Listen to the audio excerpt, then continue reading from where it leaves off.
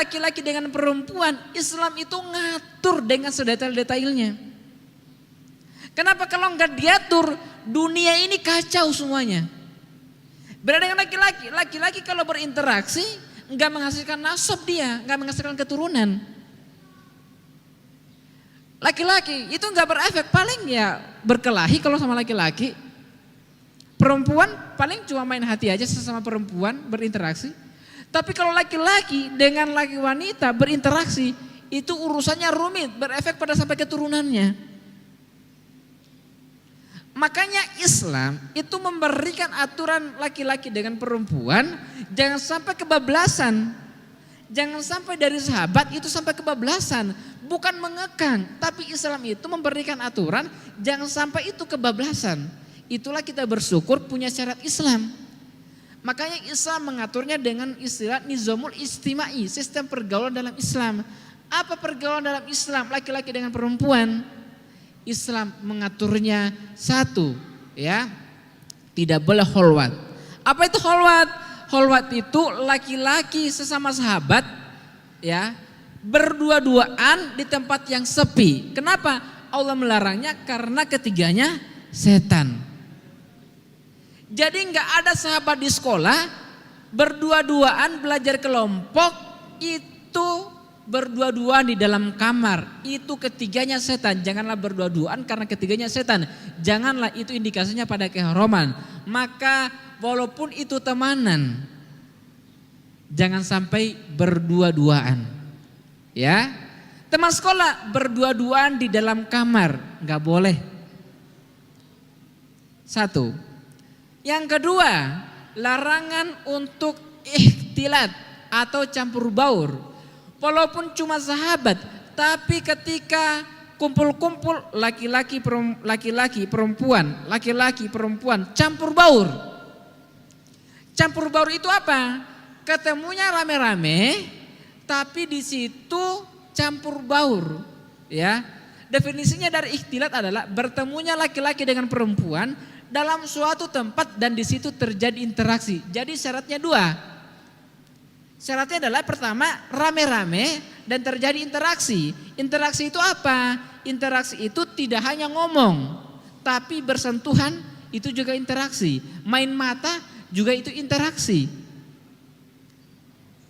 Maka dalam busway misalnya, desak-desakan itu bisa terjadi ikhtilat.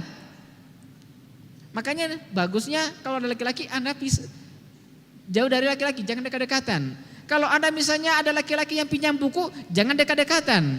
Anda ngomong dengan lawan jenis, ada jarak, ada ikhtilat.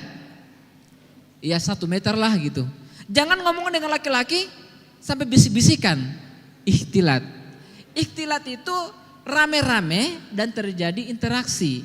Jadi, tapi kan gak berdua-duaan. Rame-rame itulah yang disebut dengan ikhtilat. Ya, ikhtilat. Nah, apa dalilnya? Dalilnya ketika pada zaman Rasul itu laki-laki dalam masjid dipisah, ketika keluar juga pada zaman Rasul itu selalu dipisah. Yang ketiga, ya, jadi jangan sampai temanan, tapi sampai senggol-senggolan, sampai ya rangkul-rangkulan, pergi di pantai sama-sama, ya wisata sama-sama. Itu ikhtilat, nggak boleh. Yang ketiga adalah perintah untuk menundukkan pandangan. Nah, bersahabat dengan lawan jenis, maka disinilah Allah memerintahkan pada laki-laki yang beriman untuk menundukkan pandangan. Wa kullil mu'minati yaghdudna min absarihim. Wanita juga diperintahkan untuk menundukkan pandangannya.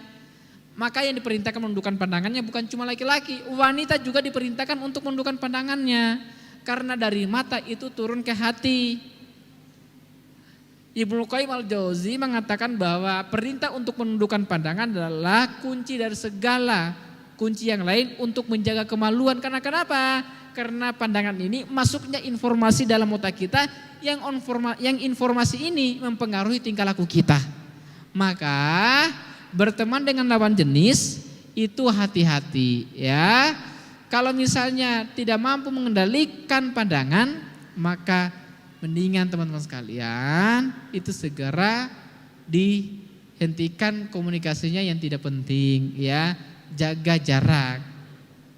Kemudian perintah untuk menundukkan pandangan. Jangan mentang-mentang teman itu, perintah untuk menutup aurat ya yang selanjutnya. Jangan mentang-mentang teman itu tidak menutup aurat. Pergi di rumahnya ya sudah, nggak usah pakai kerudung, rambutnya kelihatan. Tetap wanita ketika bertemu dengan laki-laki asing tetap menutup auratnya. Rambutnya nggak boleh kelihatan walaupun cuma sehelai. Jaga rambutnya Anda ya, karena itu bagian dari aurat.